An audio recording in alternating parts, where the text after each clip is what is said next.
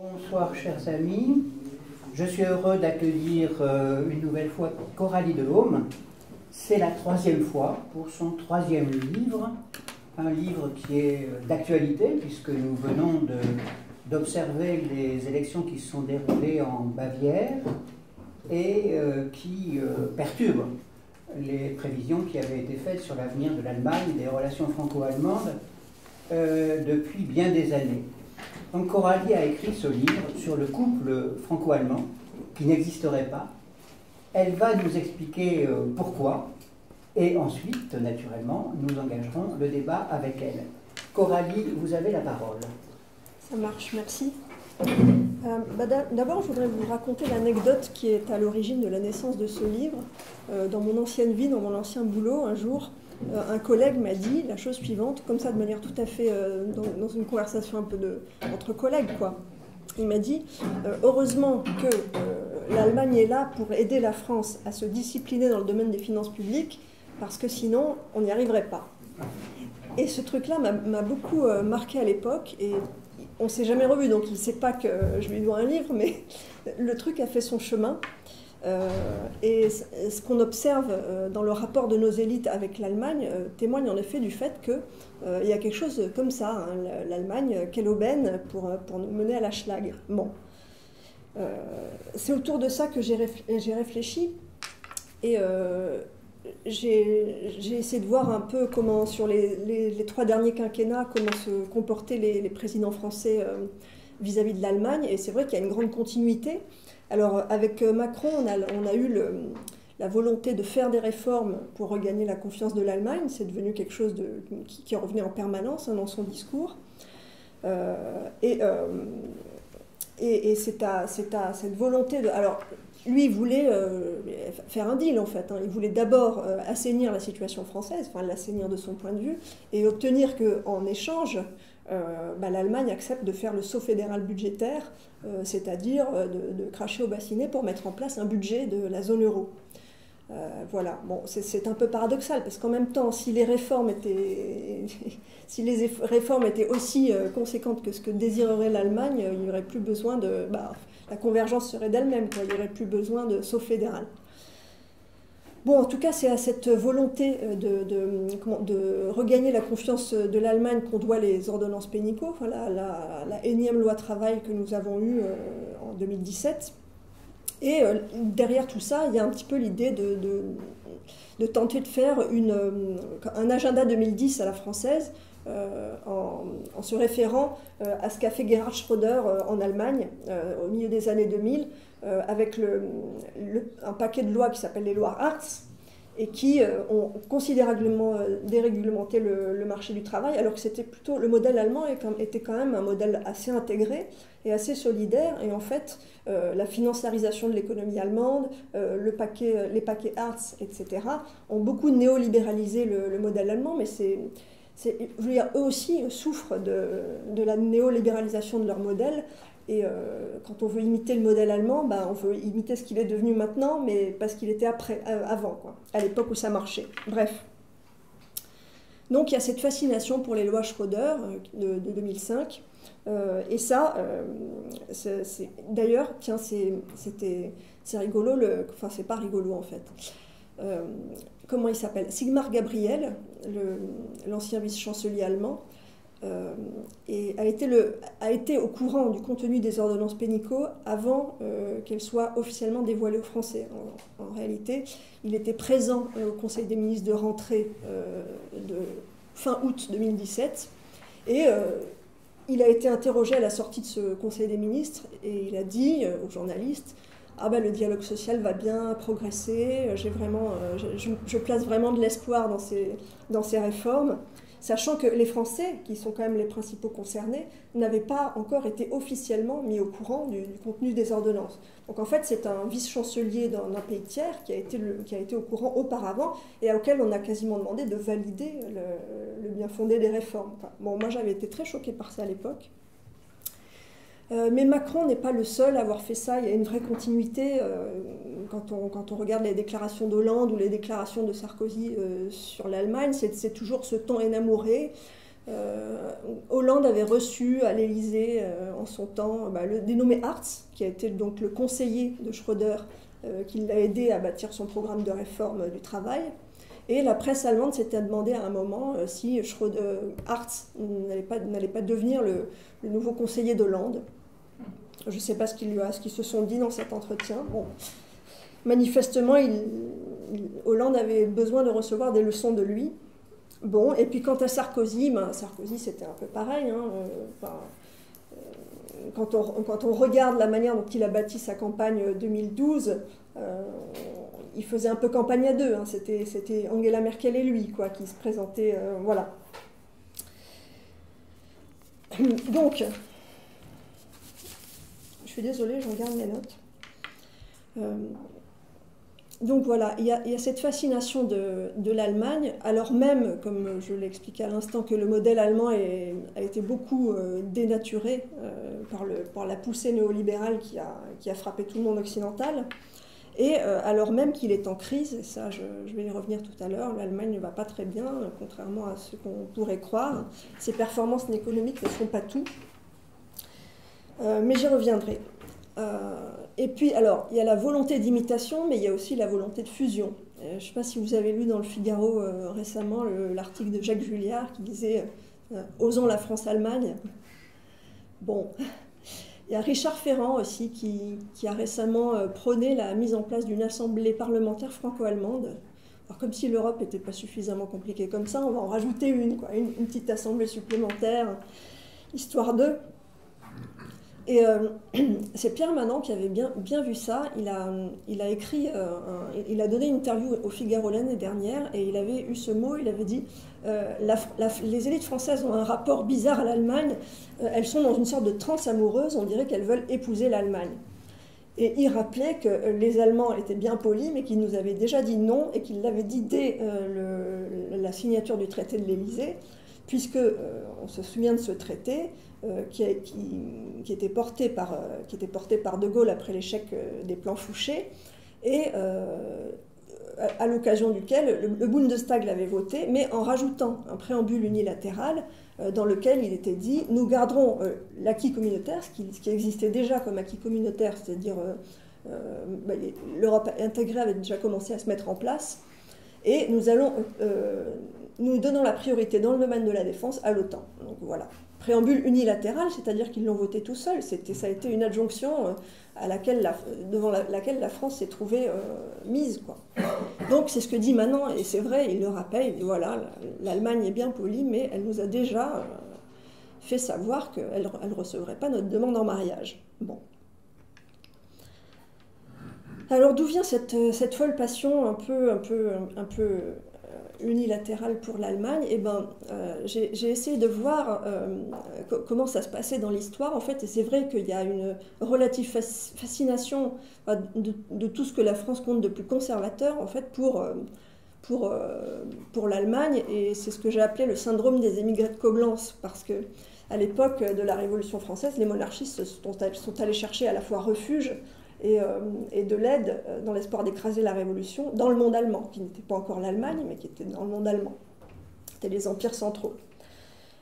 Et ne parlons même pas de la Seconde Guerre mondiale, parce que sinon ça devient très très Godwin, mais j'ai retrouvé une citation de Laval en 1942, assez extraordinaire, dans laquelle il dit pour le plus grand bien de l'Europe, l'Allemagne est en train de mener des combats homériques, pour le plus grand bien de l'Europe, je souhaite qu'elle gagne. Bon, ça fait un peu drôle quand on lit ça. Et c'est pas fini, parce que complètement par hasard, je me suis retrouvée avec dans les mains la revue des amis de Marion Maréchal-Le Pen, L'Incorrect. Il y avait un dossier sur les pays de l'Est qui m'intéressait. Et puis, en feuilletant ça, je me suis trouvée face à un article où le gars disait « Ah, c'est dommage, Éric Zemmour dénonce l'Europe allemande, c'est quand même bien dommage, parce que s'il s'agit de préserver la civilisation européenne, je préfère fusionner avec l'Allemagne que d'avoir une Europe musulmane, en fait. Ouais, c'était ça. Et je me suis dit, bon, alors, un coup, il vaut mieux fusionner avec l'Allemagne contre les bolcheviks, un coup, c'est contre les hordes islamiques. Bon, mais ça vient toujours de milieux excessivement conservateurs. Alors là, c'est les proches de Marion Maréchal Le Pen, mais en fait, les centristes en France, ils font guère mieux, hein. Voilà. Donc, c'est une vieille affaire de désir d'importer quelque chose qui viendrait d'Allemagne et qui est en réalité son hyper-conservatisme. L'Allemagne n'est pas... Enfin, souvent, moi, c'est ce que je croyais au début, c'est que c'était un gentil pays scandinave avec un super modèle social, etc. Mais en fait, c'est pas ça. C'est un pays conservateur, avec ce que Norbert Elias décrit comme étant une mentalité un peu archaïque, avec un très grand sens des hiérarchies et tout ça, et qui vient de la manière dont l'Allemagne s'est unifiée. En fait, l'Allemagne, à l'occasion du Printemps des peuples, en 1848, l'Allemagne a raté son unification bourgeoise, démocratique et libérale. Les libéraux du Parlement de Francfort de l'époque avaient essayé de proposer la couronne impériale au roi de Prusse, et le roi de Prusse avait refusé cette couronne en disant « Je ne prends pas une couronne impériale qui me vient des mains des démocrates et des révolutionnaires ». Donc l'Allemagne s'est finalement unifiée, mais pas selon les principes de la démocratie libérale et bourgeoise. Elle a été unifiée au forceps par la guerre, par l'aristocratie prussienne. Voilà. Et ce sont les trois guerres qui ont été gagnées par la Prusse, la guerre contre le Danemark, la guerre contre l'Autriche et finalement la guerre contre la France, qui a valu que l'unité de l'Allemagne se fasse finalement en territoire français. Donc c'est de ça que l'Allemagne, c'est de ces épisodes historiques que l'Allemagne hérite cette espèce de... Je ne sais pas s'il faut l'appeler du conservatisme, parce que le conservatisme, c'est pas mauvais en soi, mais c'est le conservatisme à l'allemande, quoi. Et c'est ça qu'envient nos dirigeants, qui voudraient pouvoir... voilà, c'est exactement... c'est révélateur, la phrase qu'a eue Macron quand il était au Danemark, et qui dit... qu'il laisse entendre qu'il gouvernerait bien un peuple luthérien. Bon, en l'occurrence, il parlait des Danois, mais les Allemands sont aussi luthériens, et non pas des Gaulois réfractaires au changement. Bon. En fait, je pense que Macron rêverait de diriger des Allemands, quoi, aisément réformables. Pourquoi c'est drôle?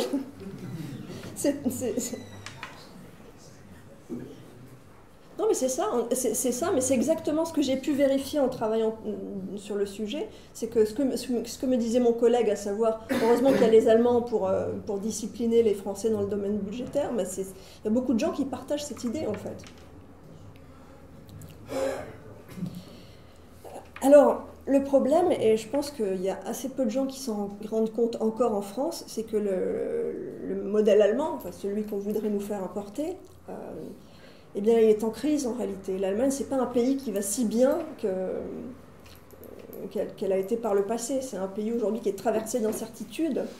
Et on le voit ça paraît anodin et c'est symbolique, mais regardez la descente aux enfers de son équipe de football. Oui. Alors j'ai un ami qui est passionné de football et qui m'a dit, parce que la Coupe du Monde a vu l'Allemagne se faire éliminer au premier tour, et même finir dernière de sa poule, et j'ai un ami qui est passionné à la fois de politique allemande et de football, et qui m'a dit ça n'était jamais arrivé depuis 1938, le fait que l'Allemagne ne passe pas le premier tour. Puis après, c'est la loi des séries, quoi. Ils ont perdu contre les Pays-Bas samedi dernier, ils ont perdu contre la France hier soir. Ça donne l'impression quand même d'une certaine démoralisation générale. Bon, mais ça c'est un peu anecdotique. Ce qu'on voit surtout, c'est que la coalition gouvernementale en Allemagne s'effrite. Angela Merkel est en train de perdre la main à la fois sur ses troupes et sur sa coalition. Les résultats en Bavière ont bien montré ça. En fait, les alliés historiques de la CDU de Merkel, qui sont les Bavarois de la CSU, se sont pris une énorme gifle. qui, vu de France, n'apparaît pas vraiment comme une gifle, parce qu'ils ont fait 37%, mais enfin, c'était des gens qui étaient habitués à dominer le Parlement régional et d'avoir la majorité absolue. Ils n'avaient gouverné, depuis 1962, ils n'avaient gouverné qu'une seule fois en coalition, c'était en 2008-2013. Toutes les autres fois, ils avaient la majorité absolue. Là, ils sont à 37, ce qui est pour eux une catastrophe en réalité. Et ça tend à montrer que les partis traditionnels en Allemagne, qui avaient traditionnellement un paysage politique assez compact, assez ramassé, avec 2 partis principalement, 3, mais surtout les conservateurs et les sociodémocrates, et là c'est en train de s'effriter complètement. Au Parlement régional de Bavière, il y aura 6 formations politiques, ce qui ne s'était jamais vu en fait. Et puis Merkel a perdu l'homme qui dirigeait son groupe parlementaire au Bundestag. Son ministre de l'Intérieur n'arrête pas de déclencher des crises, notamment autour de la question migratoire. Alors, on voit quand même que c'est une chancelière qui est au bout du rouleau. Et l'impression que ça donne, c'est qu'elle ne tiendra pas jusqu'à la fin de son mandat, quoi. Il y aura probablement, pas forcément des élections anticipées, mais probablement un chancelier de transition. Je ne vois pas comment elle pourrait se maintenir jusqu'à la fin. Elle est vraiment à bout de souffle. Mais elle s'accroche quand même. Bon. Et puis il y a ce problème de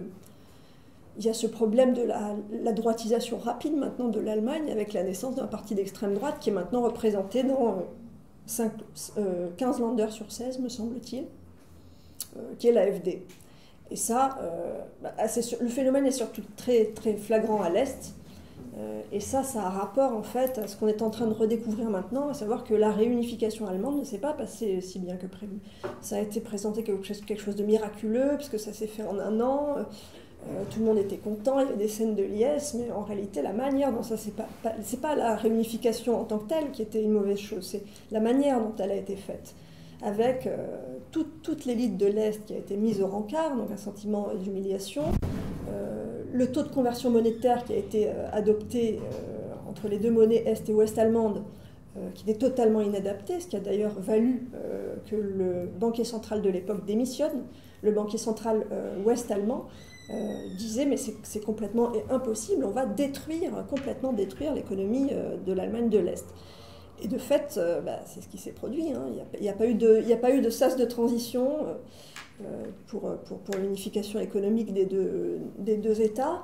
Il y a eu un organisme qui était chargé des privatisations, mais qui a fait ça vraiment à une vitesse incroyable. Et en fait, les entreprises d'Allemagne de l'Est ont été dévorées essentiellement par des patrons ouest-allemands. Donc il y a ce sentiment d'humiliation à l'Est. Et puis le fait qu'économiquement ça ne va pas si bien qu'à l'ouest, le taux de chômage est bien supérieur, les salaires sont bien plus bas, etc. Et par-dessus ça s'ajoute, parce que voilà, par-dessus cette série de problèmes, s'ajoute la question des migrants qui passe pas très bien, surtout en Allemagne de l'Est, parce que la population est déjà sur la défensive, quoi. Elles se sont laissées pour compte. Et là-dessus arrive ce flux migratoire qui a été d'1,5 million de personnes quand même entre 2015 et 2016, qui est énorme dans un pays qui vieillit et qui se sent vieillissant, qui d'une certaine manière se sent menacé dans son être, quoi. Donc voilà, il y a ça qui met l'Allemagne en panique, et je pense qu'on n'a pas fini d'en voir se produire les conséquences, puisque je ne sais pas comment ils vont faire pour intégrer ce 1,5 million de personnes, mais à mon avis, on voit en Allemagne de l'Est des manifestations d'extrême droite avec des violences, etc. Et ça va continuer, quoi. Il va y avoir des violences et ça ne va pas forcément se passer très très facilement. Donc ça, les séquelles de la réunification, le choc migratoire, le modèle exportateur allemand qui est en ce moment sans arrêt vilipendé et menacé par Trump. La relation germano-américaine est très structurante pour l'Allemagne. Ce sont les États-Unis qui ont fait la réforme monétaire de 1948 qui a précédé l'unification politique, avec la création du Deutschmark, qui est quand même un élément identitaire fort pour les Allemands. Il y avait un véritable patriotisme du Deutschmark en Allemagne. Et donc la relation germano-américaine était très importante. En plus, l'Allemagne s'en remet complètement aux États-Unis pour sa défense, dans le cadre de l'OTAN. Bon, et donc le fait que Trump soit en permanence en train de les cibler pose un problème sécuritaire, et puis ça les défie aussi au niveau de leur modèle, parce que leur modèle, c'est le mercantilisme, quoi, c'est le tout à l'export. Si les États-Unis se mettent à taxer les voitures allemandes, ça remet en cause toute une modalité d'adaptation à la mondialisation. Voilà, mais les États-Unis, enfin, on le sait, hein, qu'on doit beaucoup, que la construction européenne doit beaucoup aux États-Unis, que l'affaire a été très américaine au départ, mais ils en sont, me semble-t-il, revenus, et aujourd'hui, on a l'impression que Trump veut aider à ce que ça explose, en fait. Il l'a d'ailleurs dit, l'Union européenne, c'est mon ennemi. Le plus probable est qu'il aimerait bien se débarrasser de cette entité multinationale pour mettre des gouvernements qui sont en adéquation idéologiquement avec lui, un peu comme ceux des pays de l'Est, et pour pouvoir traiter avec eux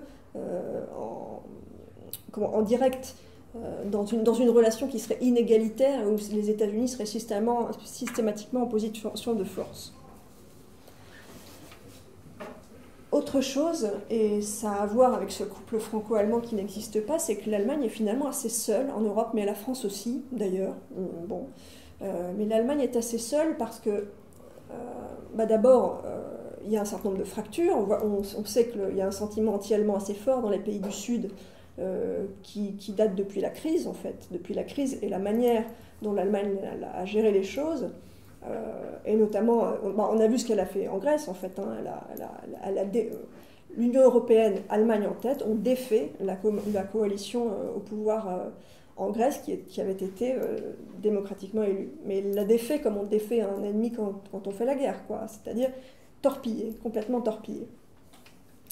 Donc, il y a cette fracture entre les pays d'Europe du Nord et les pays d'Europe du Sud, avec la question migratoire est venue se rajouter une fracture Est-Ouest, qui pose un peu quand même problème à l'Allemagne, parce que l'Europe de l'Est, c'est toute sa base arrière industrielle. Les économies d'Europe de l'Est sont très intégrées à la grosse machine industrielle allemande. C'est d'ailleurs pour ça que je pense qu'ils font beaucoup de coups d'éclat, les pays du groupe de Visegrad, sur l'immigration, mais je ne pense pas que ce soit eux qui fassent exploser l'Europe, parce que d'abord ils tiennent aux fonds structurels, et puis parce qu'en fait ils sont finalement assez souverains au bout du compte. Et d'ailleurs, ils sont en train de montrer, parce que ça aussi, les revendications du groupe de Visegrad et les punitions que leur inflige l'Union européenne, ou qu'essaie de leur infliger l'Union européenne, est en train de montrer qu'en vérité, l'Union européenne est impuissante. La Commission a demandé à ce que la Pologne soit sanctionnée, le Parlement a demandé à ce que la Hongrie soit sanctionnée, mais à la fin, il n'y aura pas de sanctions, parce que c'est le Conseil qui décide. Il faut la majorité qualifiée pour la première étape de sanctions et l'unanimité pour la seconde étape. Donc il n'y aura jamais ça. Ces pays d'Europe de l'Est vont se fédérer pour que ça n'arrive jamais. Et l'Union européenne, on va découvrir qu'en fait, elle n'a aucun moyen de pression, et que si on veut être souverain au sein de l'Union européenne, on le peut, il suffit de désobéir. Bon, c'est un peu moins vrai quand on a l'euro, mais en tout cas pour ces pays-là qui ne l'ont pas, il n'y a pas beaucoup de raisons de rompre. Et puis il y a aussi la France. Quand je dis que l'Allemagne est seule, il y a aussi la France, parce que la France est complètement dans une situation de vassalisation et ne tient jamais tête à l'Allemagne. Il n'y a pas de partenaire avec lequel les Allemands puissent dialoguer d'égal à égal. En fait, on est dans une inéquité totale. Et c'est en ça que je dis que le couple franco-allemand n'existe pas, parce qu'il n'y a pas de couple. Cette idée de couple, c'est pernicieux. Ça vise à nous faire croire que nous sommes à égalité avec les Allemands pour diriger l'Europe. C'est totalement faux. Je veux dire, on s'y croit, quoi. C'est pas vrai.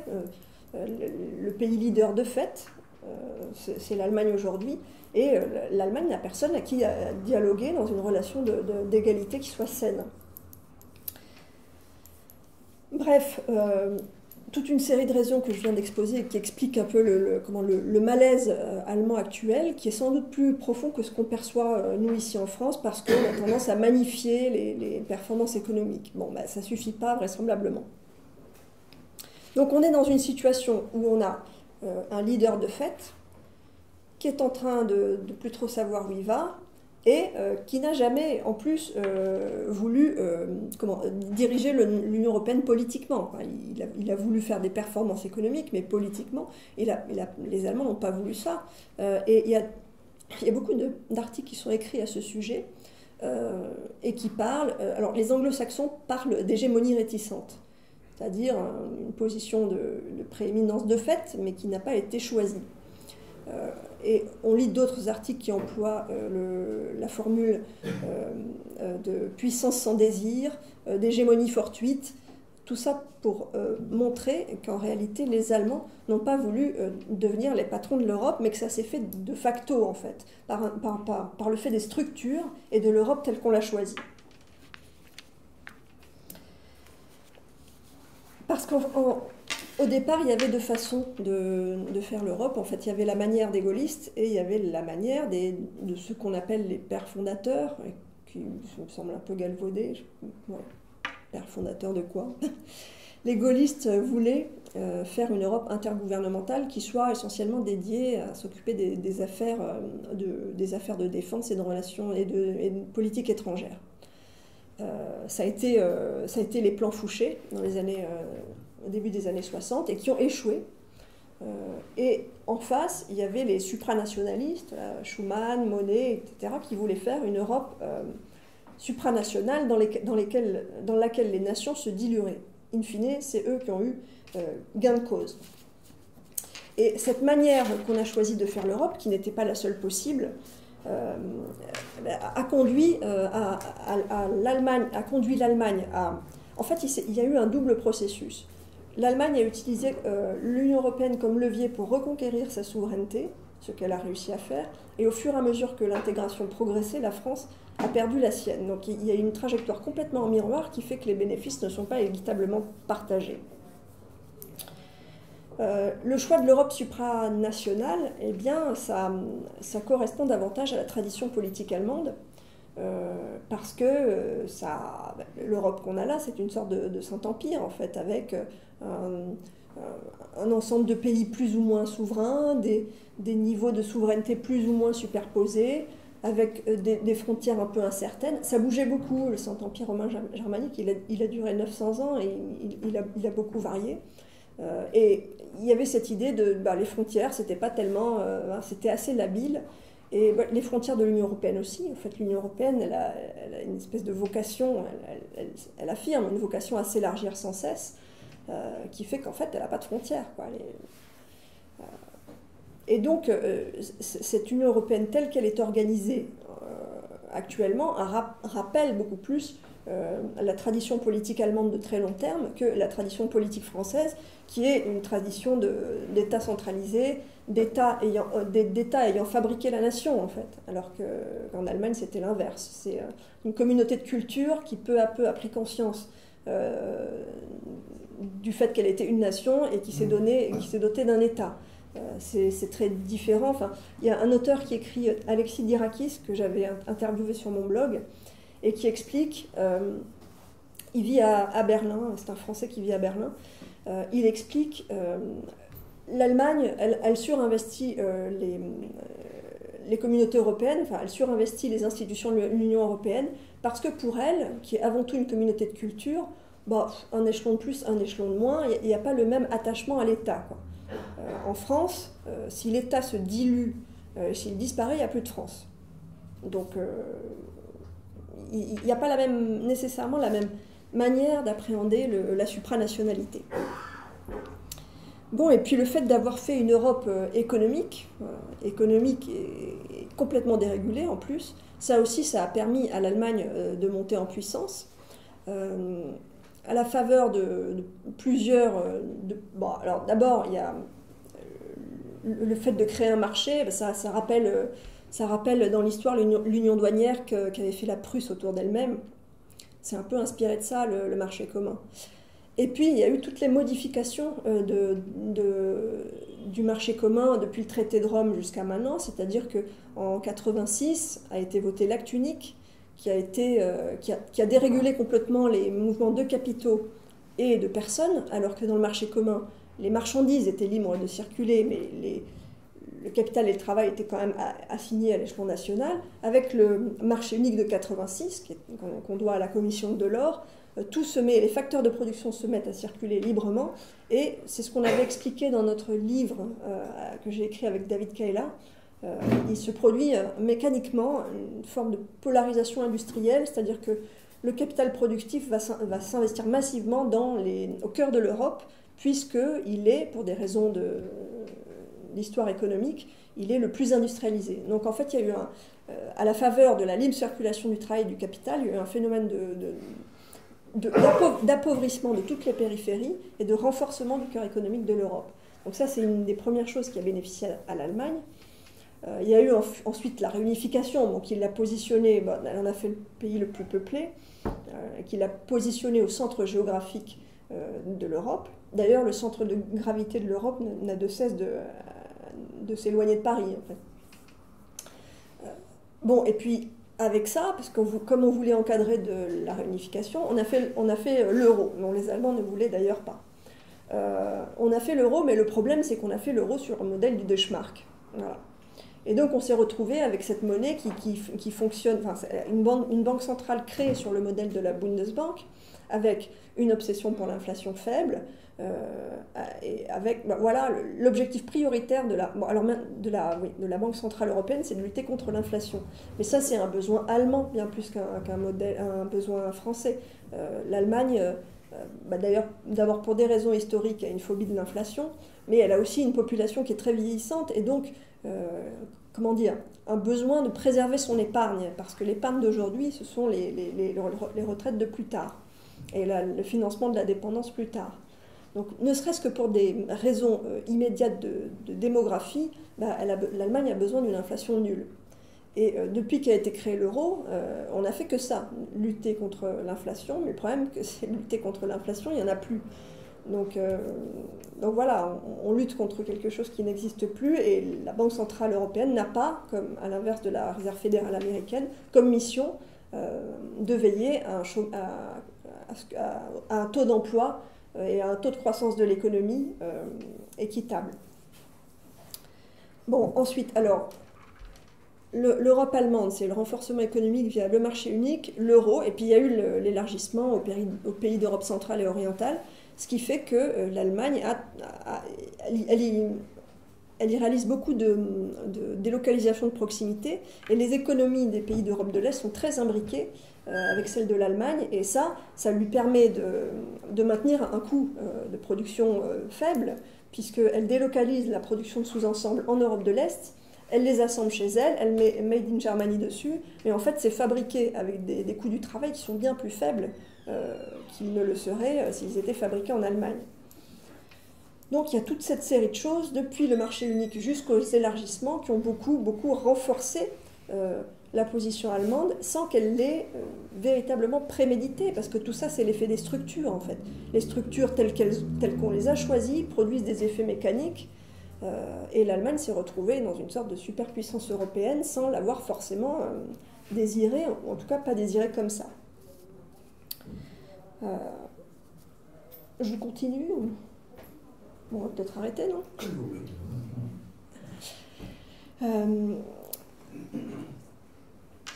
Qu'est-ce que je voulais dire après? Je ne sais plus. Ah si, il y a toute une partie historique dans le livre qui explique la manière dont les Allemands, en réalité la Bundesbank surtout, se sont battus pour ne pas avoir l'euro. Ils se sont battus pour ne pas avoir l'euro parce que ils étaient très... pour la raison que j'ai dit tout à l'heure, c'était un pays qui a été privé de fierté nationale après la guerre, quoi. Donc ils ont inventé le patriotisme monétaire et le patriotisme constitutionnel. Et ils étaient très attachés à leur monnaie. Et ils ne voulaient pas de l'euro, en fait. L'euro, ça a été un truc qui a été voulu par les Français dans l'espoir de leur chipper, en fait, leur instrument monétaire qui était si cher à leurs yeux, et de pouvoir contrer les effets de la réunification qui allait favoriser la montée en puissance de l'Allemagne. Mais ils ont lutté, les Allemands, et en particulier donc, les banquiers centraux et un certain nombre d'économistes ordo-libéraux qui ont fait valoir que ça n'allait pas être possible. Il y allait avoir une gestion laxiste de la monnaie si on se mettait tous ensemble, on allait laisser filer l'inflation, et de fait c'est un peu ce qui se passe aujourd'hui. Parce que autant l'euro a été bâti sur le modèle du mark, autant la manière dont elle est gérée aujourd'hui, c'est pas du tout ça. Parce que si elle était gérée à l'allemande, la monnaie unique aujourd'hui, elle exploserait.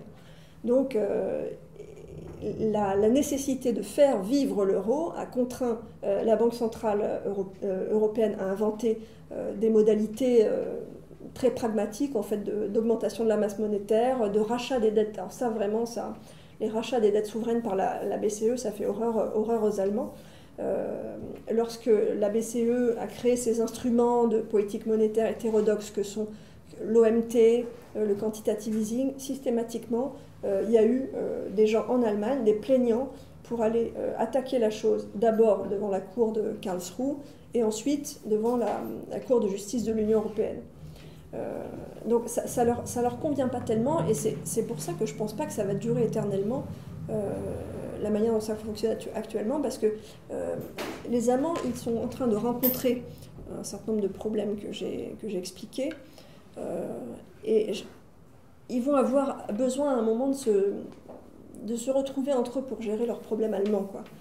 Et si par-dessus ça arrive la menace d'une Italie qui voudrait rompre avec l'austérité, d'un retour de la crise grecque, d'un défaut grec, ça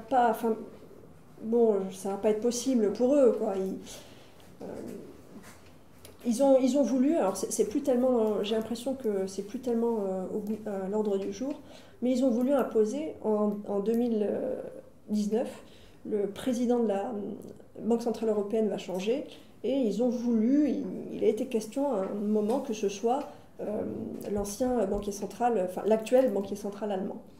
Alors je sais pas, finalement j'ai l'impression qu'ils se sont un petit peu calmés sur ça et qu'ils vont plutôt investir dans la présidence de la Commission européenne. Mais bon, s'ils ne remettent pas la main sur la Banque centrale européenne, alors qu'ils ont vraiment du mal avec la politique monétaire actuelle, c'est pas impossible que ce soit eux qui finissent par aller au clash. Mais là, ils sont plutôt, donc ils vont essayer de conquérir la Commission européenne avec Manfred Weber, qui est le patron des conservateurs au Parlement européen. À savoir qu'au Parlement européen, l'Allemagne a la présidence de 4 groupes sur 8. Martin Schulz a été président du Parlement européen pendant 2 mandats. Il est le seul à avoir fait 2 mandats. Il a mis des Allemands à tous les postes administratifs. Ils ont plusieurs secrétariats généraux, sur 4 secrétariats généraux qui existent dans les institutions européennes, c'est-à-dire les patrons de l'administration, du fonctionnement administratif des institutions. Il y en a 3 sur 4 qui sont allemands. La Commission, le service des affaires extérieures, et il y en a un 3e, je ne me rappelle plus. Bon. Ils ont aussi la présidence du mécanisme européen de stabilité, la présidence de la Banque européenne d'investissement, et peut-être j'en oublie. En fait, ils ont complètement surinvesti les institutions communautaires, et notamment parce que, c'est ce que j'ai dit tout à l'heure, ça correspond davantage à une configuration politique qui leur est proche. La France n'est pas un État fédéral, ce crypto-fédéralisme, là, c'est très différent de notre tradition politique. Pour voir un peu avec l'actualité où on en est, bon, j'ai cru comprendre que la Commission européenne, il va y avoir une confrontation avec l'Italie, je pense. Je ne sais pas jusqu'où ira l'Italie, mais il va y avoir une confrontation avec l'Italie. Je ne sais pas. Moi, je m'attends à un scénario de dur combat entre l'Italie et l'Allemagne. À savoir comment ça peut se dessiner. Est-ce que l'Italie va sortir? Est-ce que l'Allemagne va tout faire pour... Je ne sais pas. L'Allemagne ne va pas sortir, ça n'a pas beaucoup de sens. Donc voilà, j'ai vu qu'a priori, le Spiegel, le journal allemand, a révélé que la Commission européenne était fermement décidée à rejeter le budget italien. Donc on va voir jusqu'où ça nous mène, mais il n'est pas impossible que les Italiens soient ceux qui provoquent la rupture. Ils ont placé dans leur...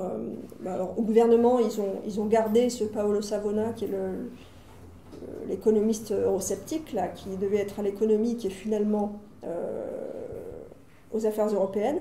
Et le gouvernement italien a placé dans les assemblées, les 2 commissions budget-finance des assemblées, 2 économistes anti-euro, notoirement anti-euro. Donc je pense qu'ils peut-être ils se préparent à... Je pense qu'ils vont essayer d'obtenir de la marge, mais s'ils n'y arrivent pas, je pense qu'ils préparent quand même quelque chose.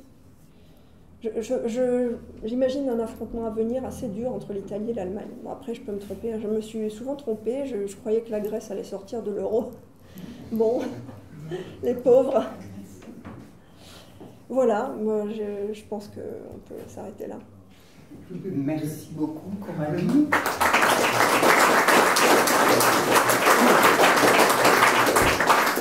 Donc le débat est ouvert. Comme d'habitude, c'est Raoul qui l'anime.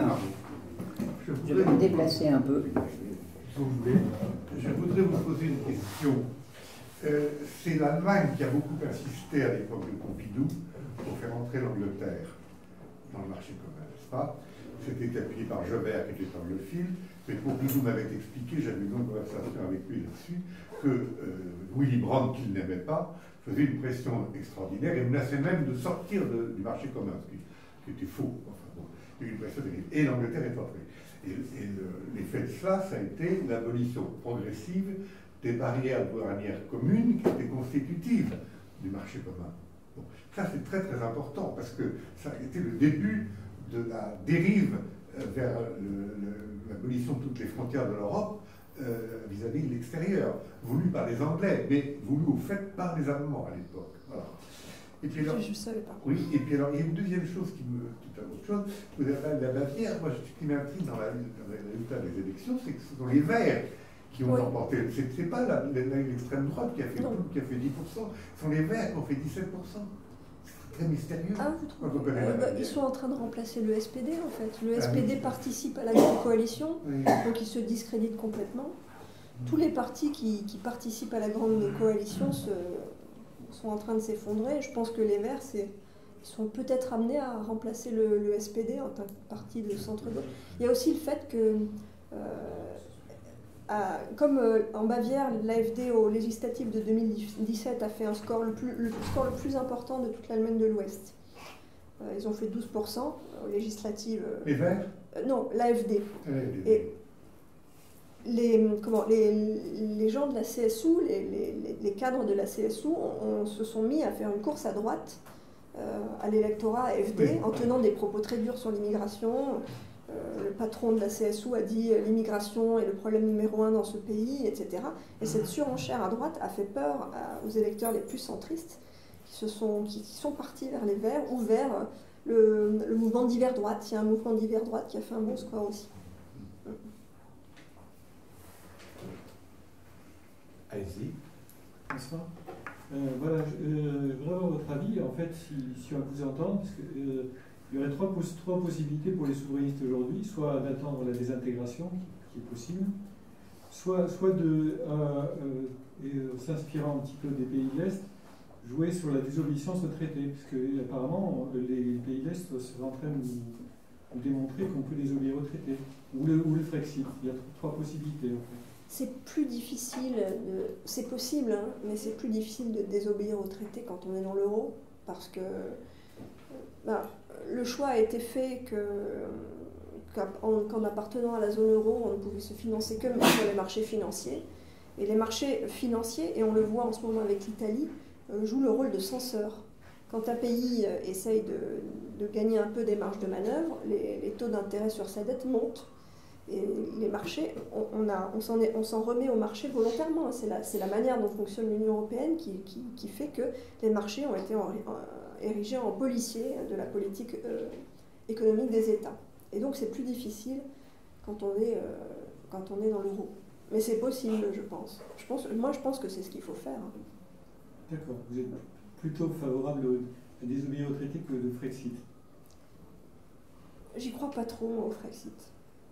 J'y crois pas trop. D'abord parce que il faut 2 ans en fait. Les Britanniques, ils n'étaient pas dans l'euro, donc ils n'avaient pas ce problème-là.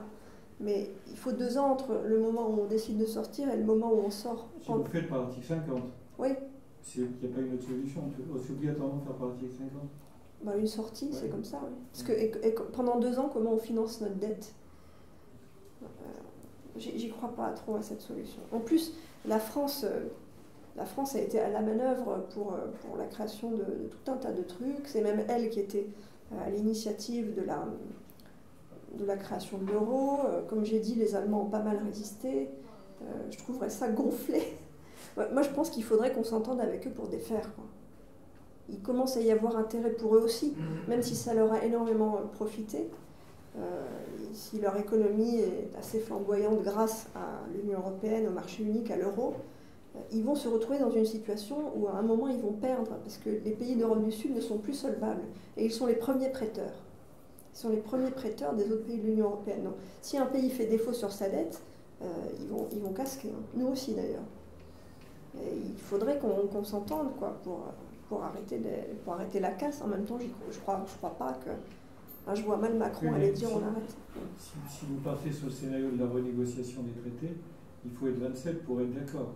Si on applique les traités européens, il faut qu'on soit tous d'accord pour pouvoir renégocier. Ah non, mais moi je serais plutôt d'avis qu'on négocie pour les déchirer. Bah oui. Ouais, parce que non, la réforme de l'intérieur de l'Union européenne actuelle, c'est impossible. Ça se fera jamais, ça. Qu'est-ce que vous pensez du... Pardon, Allez-y. vais pas monopoliser la parole. Qu'est-ce que vous pensez du scénario du blocage, en fait? Parce qu'on parle des intégrations, il y a une énorme bureaucratie bruxelloise qui, quelque part, aurait intérêt à un système bloqué, puisque, de fait, il y a énormément de dividendes à tirer de la bureaucratie bruxelloise, qui bénéficie financièrement du maintien de l'Union européenne. Ah oui. Est-ce que cette bureaucratie n'est pas suffisamment forte pour pouvoir essayer de bloquer le système et d'éviter ce pourrissement? Comment ça bloquer le système? C'est-à-dire qu'il y a une bureaucratie qui fonctionne et qui a intérêt aujourd'hui à ce que l'Union européenne perdure. Oui, mais oui, mais ils font... Par exemple, la Banque Centrale Européenne a vraiment tout fait, puisque c'est sa raison d'exister, pour sauver l'euro en 2012. Ils ont injecté énormément de liquidités dans le système, ils ont racheté de la dette. Donc oui, ils font en sorte que ça vive, bien sûr. Sinon, ils n'existent plus. Et je ne vois pas ce qu'on peut attendre. Ils ont des facultés de blocage. Est-ce qu'ils ont des capacités de blocage suffisamment importantes pour éviter le scénario de dissolution? Ou est-ce que... Non, la dissolution est inévitable d'une certaine façon. En réalité, un État est souverain. Donc s'il a signé un traité, s'il ne veut plus appliquer ce traité, il en a quand même... évidemment qu'il en a la possibilité. Ce serait vraiment chaotique, mais de toute façon, il faudra bien en sortir. Il faudra bien en sortir. Qu'est-ce qu'on va faire avec tout ça? Pour moi, c'est impossible d'en faire quoi que ce soit. Quelque part, ça viendrait plutôt des Allemands de la solution, parce que les Allemands, considérant tout d'un coup que ça devient invivable, je pense qu'ils vont finir par considérer que ça va devenir invivable pour eux. Ouais. Ils sont fatigués de l'Europe. Ils voulaient pas en être le leader. Ça s'est trouvé comme ça. Ils le font très mal. Ils le font en opprimant en fait les pays qui ont des économies plus faibles. Du coup, il y a un sentiment anti-allemand qui commence à monter et ils le sentent aussi. Bon. Et puis, je pense qu'on devrait se rapprocher des Italiens. Ouais, se rapprocher des Italiens plutôt que de les insulter sans arrêt. Jean-Marie, Jean-Marie, vas-y. Vous avez évoqué les récents déboires de la social-démocratie allemande en Bavière, puisqu'ils sont passés pour la première fois, je pense, sous les 10%.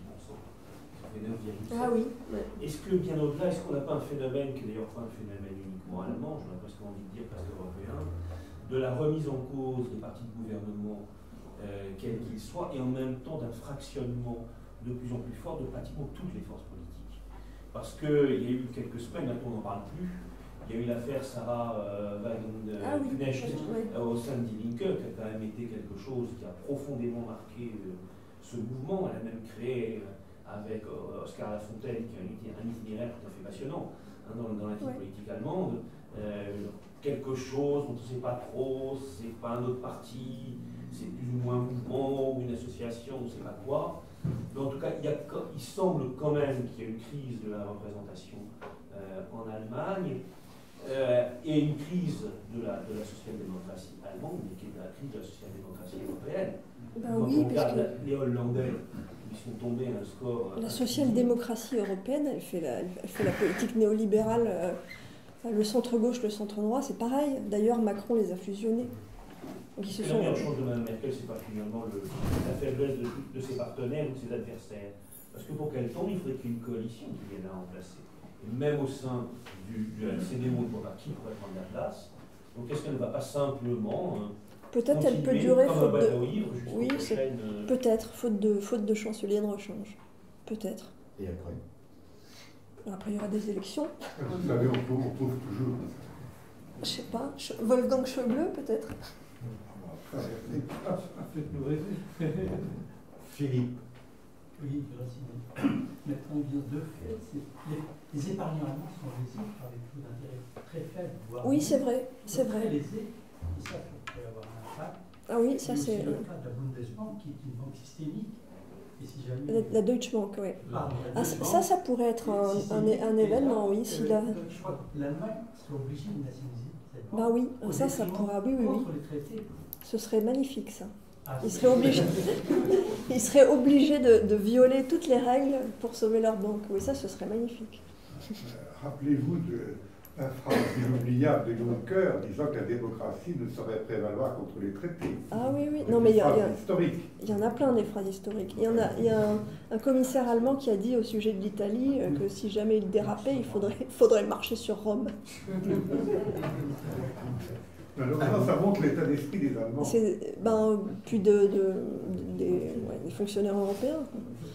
Allez-y. Alors, je suis tout à fait d'accord avec le diagnostic que vous avez posé sur l'Europe telle qu'elle est, l'Union européenne et la place de l'Allemagne. Il faudrait d'ailleurs remonter très loin. Vous avez commencé à le faire en parlant de Koblenz, mais il faudrait parler de la capitulation de Bas-Metz. Oui, je l'ai évoqué dans mon bouquin. Il faudrait parler de... Je n'ai pas encore lu, j'ai acheté. Et il faudrait parler aussi de ce qui s'est passé entre 30 et 40 au niveau de l'état-major français.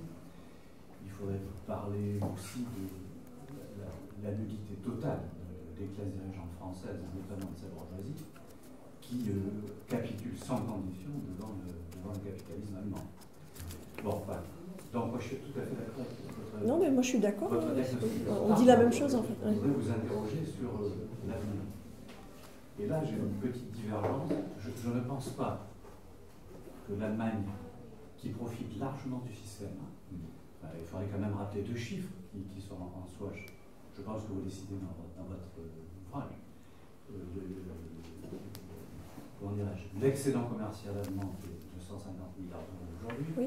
Le déficit, par contre, parallèlement de la France, 50 ou 60 milliards d'euros. Ah, ils ont énormément profité. Premier chiffre très intéressant. Je ne pense pas que les Allemands soient prêts, si vous voulez, volontairement, sauf s'ils sont contraints d'une façon ou d'une autre à renoncer à tout ça. Le système leur profite largement, vous l'avez dit. Jusqu'au moment où ça va leur coûter. Mais ils sont en train de transformer toute l'Europe de l'Est dans leur Unterland, d'accord? Bref. Et parallèlement, qu'est-ce qui se passe en France?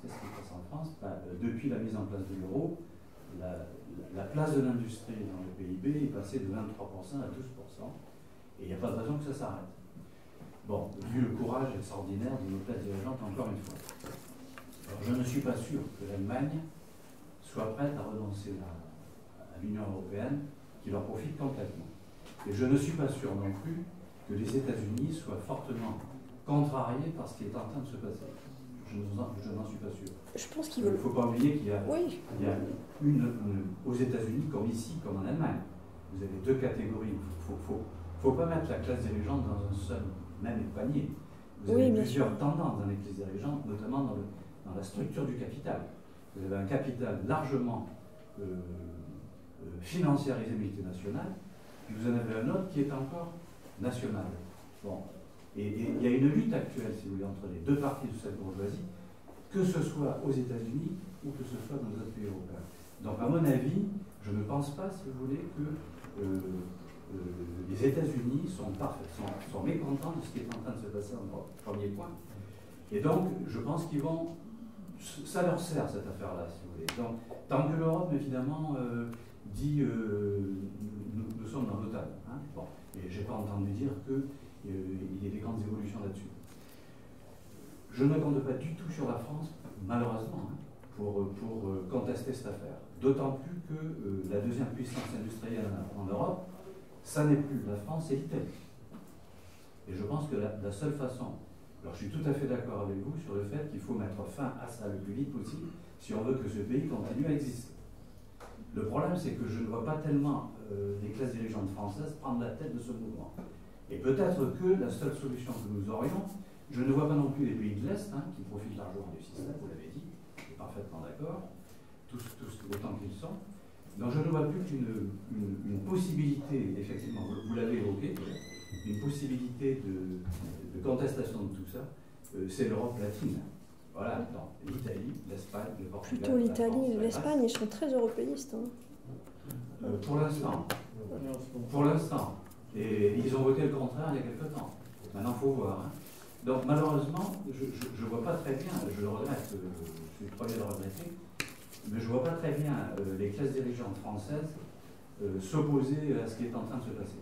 Et il faut espérer. Non, mais la solution ne va pas venir de la France. Il faut espérer qu'effectivement l'Europe latine se réveille. Peut-être l'Italie. Quand je dis Europe latine, c'est les 4 ou 5 pays que j'ai évoqués, qui sont en train aussi de perdre avec l'Union européenne. Bien sûr. Bertrand. Alors, la question, excusez-moi, c'était... Oui, c'était pas une question où je réponds pas. Comment vous voyez l'avenir? Mais au fond de moi, je pense que ça va éclater par accident et que ce sera turbulent. Mais j'ose pas trop le dire parce que c'est complètement décourageant. Mais c'est ce que je crois. Hein. C'est la Messie. Ouais. C'est fou. Soit que... Enfin, il peut y avoir une crise financière à n'importe quel moment, avec des États qui soient obligés en catastrophe de nationaliser leurs banques, que ce soit l'Allemagne avec la Deutsche Bank, que ce soit l'Italie, qui a des banques en très mauvais état aussi. Il peut y avoir une sortie italienne dans quelques temps, s'ils sont en train de le... Parce que s'ils sont en train de le préparer, ils vont évidemment pas le crier sur tous les toits, mais c'est pas impossible. Si l'Italie sort, est-ce que la zone euro va durer? Ça m'étonnerait fort. Ça va probablement se faire par accident, mais c'est pas terrible. C'est pas terrible parce que ça sera douloureux. Ce sera terrible. Bertrand. Oui, je rejoins ce que vous dites. En vous écoutant, on a l'impression qu'on est dans un moment de l'histoire où on est au-delà des volontés étatiques, politiques. Il y a une situation pour l'Allemagne qui est extrêmement périlleuse, dans la mesure où le pouvoir n'a plus beaucoup de capacité de décision, si tant est qu'il veuille prendre des décisions. C'est ce que nous expliquait il y a 6 mois Édouard Husson, avant même que Merkel constitue son gouvernement. C'est un gouvernement qui est inerte. Or, ce gouvernement inerte, il est dans une situation de crise, où un certain nombre d'autres acteurs prennent des décisions. Les Américains, qui sont dans une position agressive, les Italiens, qui font valoir un certain nombre d'intérêts budgétaires. Et là, c'est pas possible. Il faut qu'il y ait des réponses. S'il n'y a pas de réponse, effectivement, on rentre dans des logiques qui ne sont plus du tout contrôlables. On en parlait tout à l'heure avec un éminent spécialiste de l'Italie qui est ici, qui disait, lui, la Commission va reculer. Ils n'ont pas intérêt à un affrontement. C'est vrai qu'aujourd'hui, un affrontement dur à la grecque, c'est difficile pour la Commission européenne, pour les Allemands, etc., parce qu'ils sont dans une position de faiblesse. Mais s'ils reculent, cette faiblesse, justement, est une incitation, même si ça n'éclate pas, est une incitation à aller plus loin dans le rapport de force avec Bruxelles, qui, de puissance dominante, va devenir puissance dominée. Et là, effectivement, on n'est plus, personne ne contrôle rien. Avec une seule certitude, si Macron reste au pouvoir encore quelques années, c'est qu'on sera les spectateurs de cet événement qui va bousculer l'ensemble de l'Europe, en tout cas l'ensemble de l'Europe de l'Ouest. Oui, c'est pour ça quand on me demande qu'est-ce qu'il faut faire, alors d'abord j'en sais rien, sinon ce serait facile, hein, j'écrirai à Macron. Non, je pense vraiment que c'est en train de déraper. Il y a plein de petits signes qui montrent que c'est en train de déraper. Et qu'est-ce qu'il faut faire? Bah, je sais pas. On n'est pas à la manœuvre en fait. La France n'est pas à la manœuvre. Dans tous les domaines, Macron, c'est complètement fou, vous voyez. Il s'est imaginé qu'il allait voir Merkel quand il a été élu et qu'ils allaient faire un grand nouveau traité. Rien du tout, les Allemands n'en veulent pas. La politique extérieure, la politique qu'on a par rapport à la Russie, c'est totalement absurde, parce qu'on l'a criné à toujours été russe, c'est une plaisanterie cette histoire d'annexion. D'ailleurs, il y a d'autres pays qui ont fait des annexions qui n'ont jamais été sanctionnés, je ne les cite pas, mais vous voyez qui c'est. Bon. Donc c'est une plaisanterie, mais ça c'est des Allemands qui nous tiennent en boucle de cette affaire et qui veulent nous tenir la main. Nous avons tout intérêt à faire l'Europe, à faire une autre Europe, jeter la Russie dans les pas de la Chine est d'une imbécilité totale. Bon, on aurait intérêt à s'entendre avec la Russie pour faire une autre Europe. Mais on est incapable de le faire, on a le courage de rien. Qu'est-ce qu'il pense de ça, Macron? Il n'a rien vu, c'est incompréhensible. Bah, lui, il pense qu'il faut faire des réformes pour regagner la confiance de l'Allemagne. Oui, mais écoutez, c'est secondaire, c'est ridicule. C'est voir les choses par le petit bout de la lorgnette. Mondialiste. Monsieur. Dans son discours d'hier, justement, dans son curieux discours dit dans l'obscurité, il a beaucoup parlé de nation et de France et très peu d'Europe. Alors est-ce que c'est un signe? Il nous a appelé à reprendre notre destin en main. Bon, pour lui, la souveraineté, ça s'arrête à la souveraineté numérique.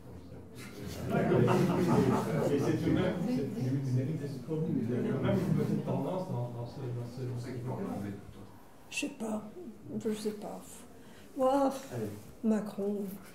Beaucoup de gens m'ont dit, ah là là, tu le sous-évalues, etc. Mais en fait, non, je ne l'ai pas sous-évalué. Je pense qu'il est... On l'a surévalué. Oui, on l'a surévalué.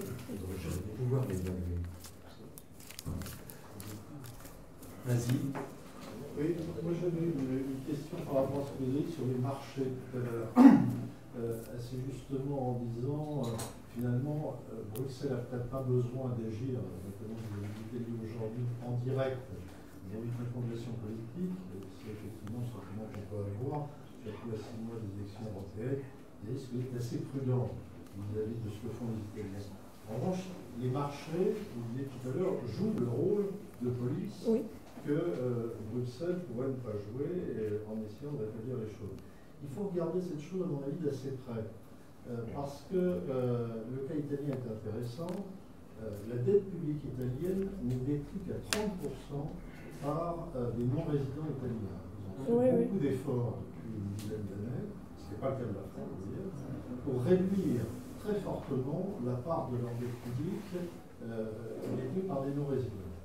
Deuxièmement, les Italiens ont été récemment, le ministre Tria a été en Chine et aux États-Unis. Vous savez que le nouveau Premier ministre, président du Conseil italien, s'est beaucoup rapproché des États-Unis, vraisemblablement pour obtenir l'appui des Chinois et des Américains en cas de défaillance des financements européens pour acheter de la dette. Mais Trump leur a dit, bon, il le fera évidemment pas, mais je pense que c'était une façon de marquer son appui. Il leur a dit, on va vous acheter de la dette. Ouais.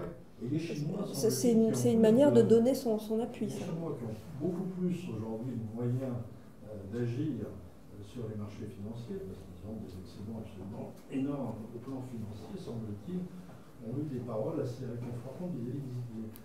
Ce qui est frappant, donc c'est par rapport à cette idée des marchés police, je pense qu'il faut l'interroger. Si vous regardez l'évolution de ce qu'on appelle le spread, c'est-à-dire la différence entre les taux des obligations italiennes et des obligations allemandes, on s'attendait, il y a 15 jours, quand le gouvernement italien a annoncé son niveau de déficit, à une explosion du spread, qui devait passer à plus de 400 alors qu'il était aux alentours de 200. Bon. Il est à 300 ce soir et il a baissé hier et un tout petit peu remonté aujourd'hui. Ce qui veut dire que la correction que Bruxelles doit attendre des marchés pourrait ne pas se produire. Et ça, c'est quelque chose d'intéressant dans la stratégie. Ah oui, j'avais pas pensé, oui. Il semblait développer, qui est que certains États vont commencer à vis-à-vis en disant, de toute façon, on a suffisamment d'argent en dehors de l'Union européenne qui est prête à investir chez nous, Russes, Chinois, Américains éventuellement, pour ne plus craindre les réactions des marchés, des investisseurs européens. Et ça si c'est de cette nature-là, et l'exemple italien est intéressant à regarder dans les prochaines semaines, si véritablement les marchés ne corrigent pas le budget italien, quelque chose sera cassé dans la mécanique que vous décriviez tout à l'heure. D'accord. Je ne sais pas si vous partagez. Non, mais c'est intéressant, mais je n'avais pas pensé à ça, mais oui, je regarderai ça sans doute, pour creuser un peu cette idée. Et l'autre question que je voulais vous poser, c'est par rapport aux élections de l'année prochaine, aux élections européennes. Vous disiez tout à l'heure, la crise de l'Europe, elle risque de survenir comme ça brutalement. On l'a vu avec l'affaire grecque, et c'est vrai que s'il y avait une affaire italienne, ce serait beaucoup plus important encore, et de nature à poser d'autres problèmes. Si les choses devaient continuer à fonctionner bon an mal an jusqu'aux élections de mai de l'année prochaine, et si, selon les sondages, les partis dits populistes devaient, alors non pas gagner la majorité, mais empêcher qu'il y ait une majorité entre les sociodémocrates et les chrétiens-démocrates, le Parti populaire, les conservateurs, et donc quelque part avoir la main sur la composition de la future commission, est-ce que vous ne pensez pas que c'est de nature, là aussi, à être un peu le but témoin des changements futurs en Europe? Si, mais il y a plein de choses qui annoncent des tas de changements. On sent bien que c'est arrivé complètement au bout, quoi, et ça peut péter. Ça peut péter de n'importe quelle manière. Il y a tellement de bonnes raisons pour que ça pète que... Après, le Parlement européen, il sert vraiment à rien. Donc, il sert à une chose, c'est à accepter ou non la composition de la commission. Oui, c'est vrai. Donc,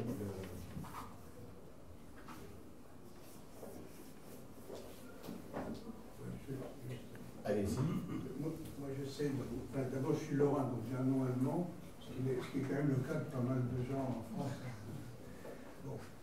Et donc, on a une histoire chargée, si je puis dire, liée aux élections et autres. Alors, il y a ça qui existe. Et puis, bon. Alors, qu'est-ce qui a marché dans le couple franco-allemand? Il y a Arte. Je ne suis pas trop mal. Moi, je vois le positif. Je suis un petit. Alors, ensuite, il y a la Suisse. Ils ont rajouté un peu d'italien. C'est quand même pas sans importance. Est-ce qu'il ne faut pas être à 3 plutôt qu'à 2? Moi, je suis pour la CK. Là, on a rajouté le Benelux, donc plutôt la vallée du Rhin. Il faut quand même savoir qu'il y avait des usines d'armement franco-allemandes avec des équipes mixtes franco-allemandes, ce qui est quand même à favoriser la réconciliation franco-allemande. Ça a été peu dit, mais c'est vrai. Après, ça commence à se gâter avec l'euro. Moi, je me souviens d'un mot de Hillary Clinton, en disant comment voulez-vous que l'euro concurrence le dollar parce que vous y avez mis les Grecs. Oui, c'est ça.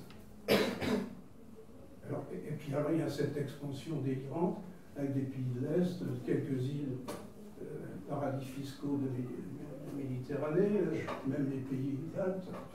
C'est un bordel. Ah oui, c'est un bordel. C'est un problème. Ou alors il faut vraiment être costaud pour en voir l'unité.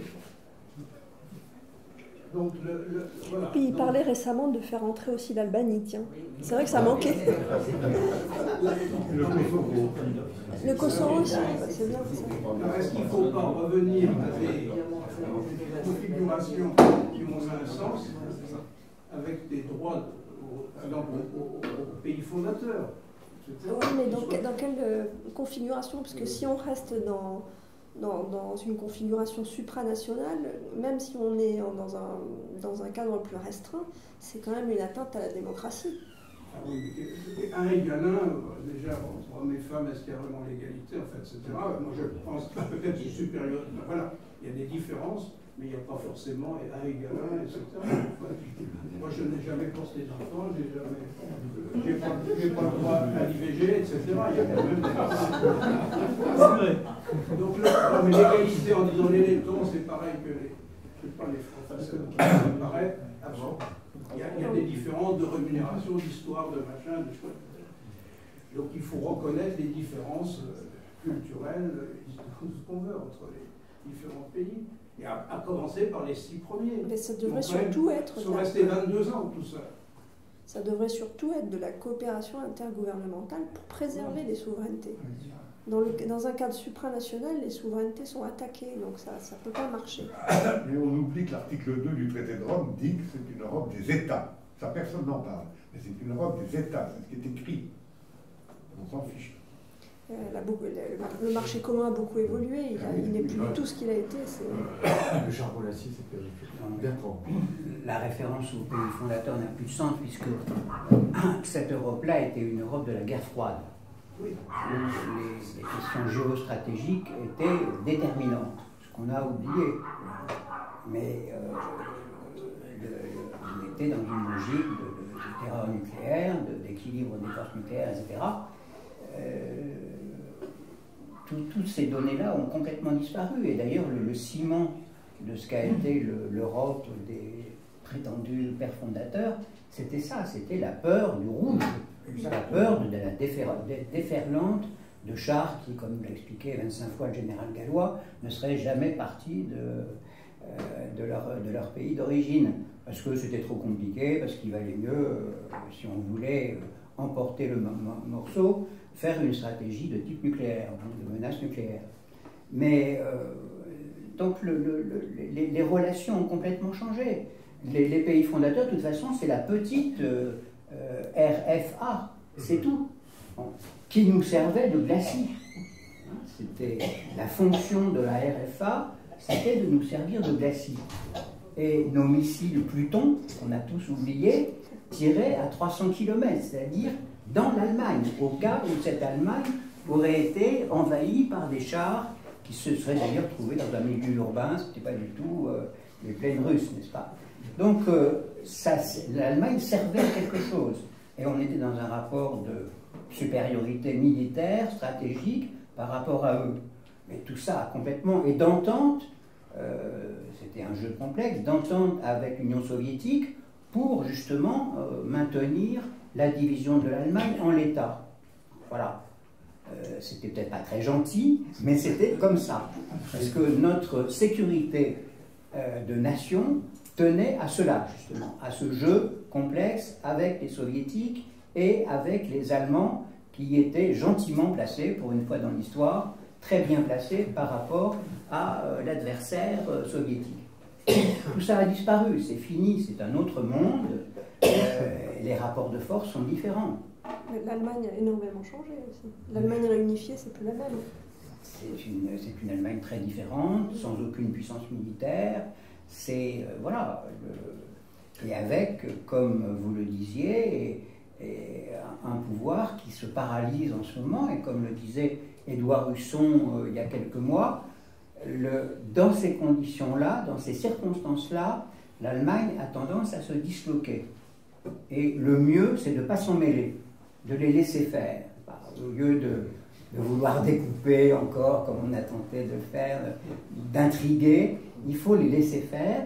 Et justement, il y a quelques mois, vous étiez là, Édouard Husson parlait de la Bavière déjà, qui avait dit, nous, de toute façon, on va s'entendre avec les gens qui sont proches de nous, c'est-à-dire les Autrichiens, enfin, les vieilles tendances historiques des uns, des autres, qui recommencent à jouer avec un pouvoir faible, effectivement, s'affaiblissant de plus en plus. Donc on va avoir aussi ce pays, effectivement, très puissant économiquement, mais qui n'a pas de projet politique. sauf le fait de rester en l'état. Bon. Et comme c'est plus possible ce maintien en l'état, ça s'appelle une crise sans doute dislocante de ce qui a été rassemblé, un peu bricolé. Quoi. Ouais, on voit bien, ils ont du mal avec la Bavière, ils ont du mal avec la Saxe, enfin on voit bien toutes les particularités régionales s'affirmer. Ouais. C'est pas un pays qui est uni depuis aussi longtemps que nous. C'est une jeune nation, oui, l'Italie non plus.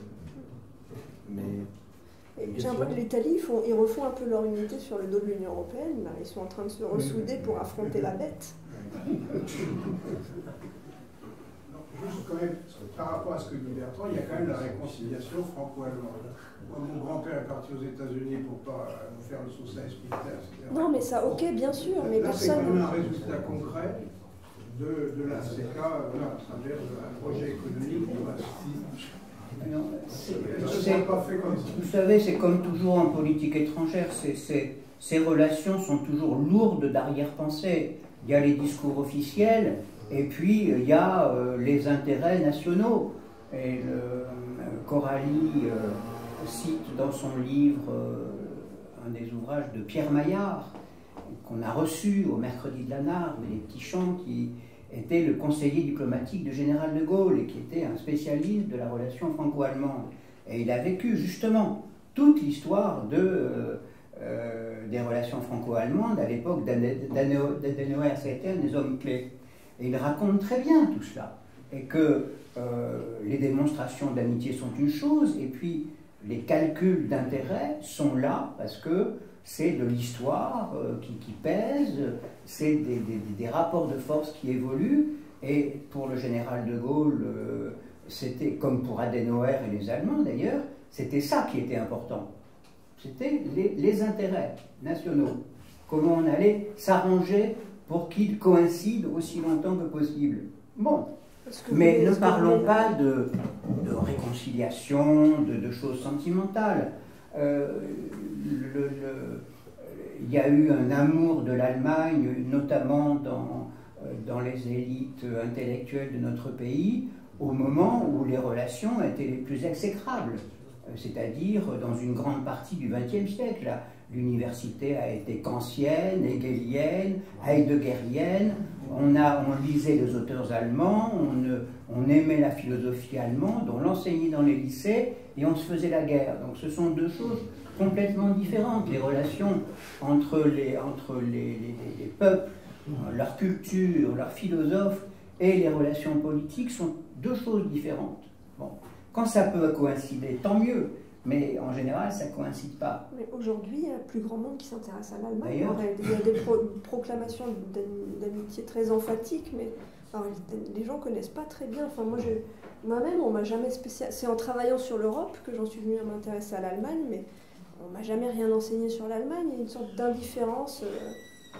Au fond, il y a une indifférence réciproque. Ah ben moi, j'appartiens à une génération où je faisais apprendre l'allemand à l'école en vue de la réconciliation. Oui. J'ai fait tous mes premiers séjours à l'étranger en Allemagne. Oui. Ça se fait beaucoup moins, ça, maintenant. À toi. Moi, j'ai une question par rapport justement à ces alliances, à cette question des alliances, parce qu'effectivement, maintenant qu'on n'est plus dans le cadre de la guerre froide, si on résumait un petit peu, on pourrait presque paraphraser paradoxalement quand même Raymond Aron en disant finalement, selon le camp où on se place, le fédéralisme impossible, les uns vont dire souveraineté impossible, fédéralisme improbable, les autres vont dire fédéralisme impossible et souveraineté, on aimerait bien trouver le qualificatif. Alors à ce moment-là, si à court terme, c'est vrai que l'alliance avec l'Italie semble évidente, à long terme, comment vous voyez le mot notamment de quelqu'un comme Emile Benton qui finalement appelle de ses voeux un retour aux alliances historiques de la Seconde Guerre mondiale avec les Russes, les Anglais, les Américains. Monsieur tout à l'heure a évoqué combien c'est vrai que les Américains n'ont pas forcément intérêt immédiatement à ça. Je me souviens avoir entendu, j'avais posé la question à Sapir et il avait dit que de toute façon, tant qu'on posait la question de l'euro, on ne posait pas la question du dollar, apparemment.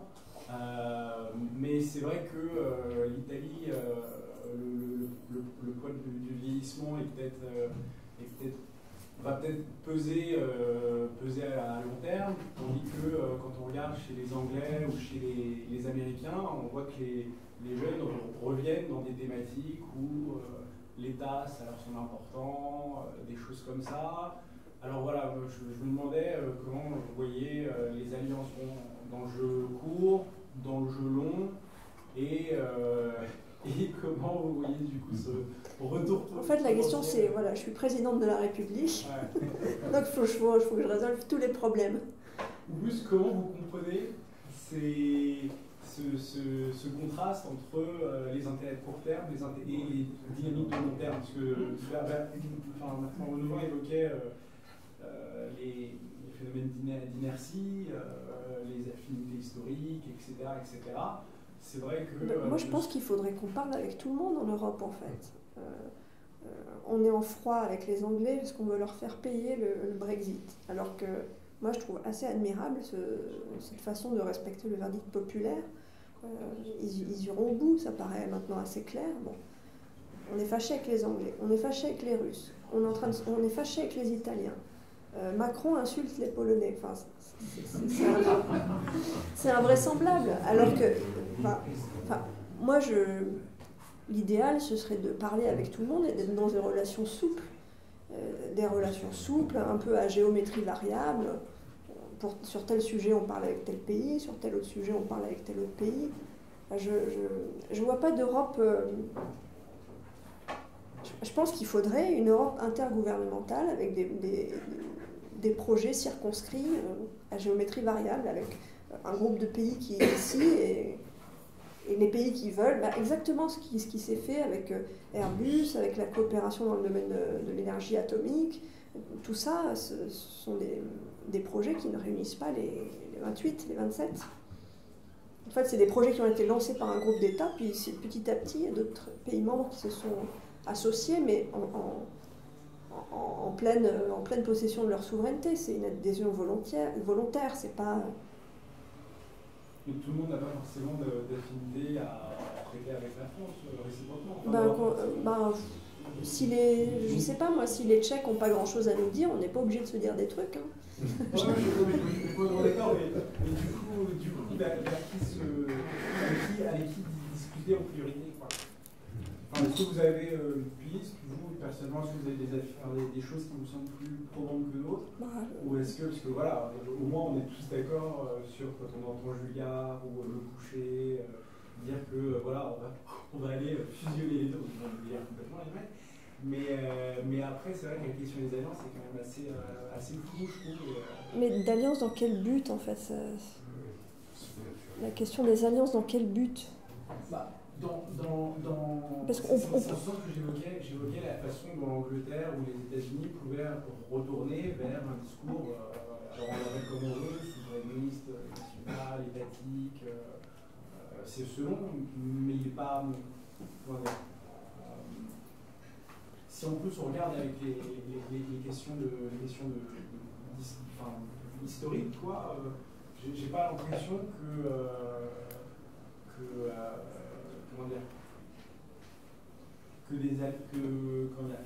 des relations privilégiées soient possibles avec tout le monde, quoi.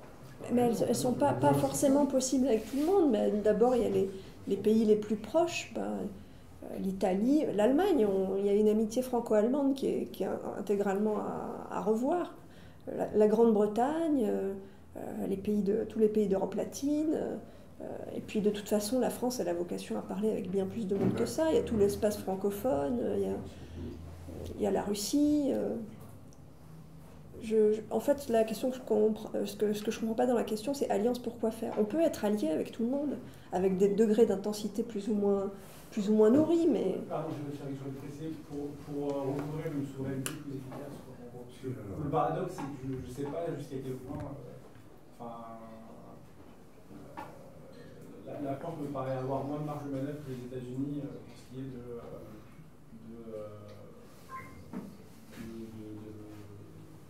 décider. Moi, je pense qu'il faut être ami avec tout le monde, et puis avec les pays du Maghreb, avec On n'est pas obligé de se cantonner. C'est marrant ce truc de vouloir absolument unifier l'Europe, alors que, par exemple, la France a beaucoup de relations avec les pays du Maghreb, bien plus qu'avec, je ne sais pas moi, les Lettons. C'est absolument triste votre façon de voir les choses un peu, non?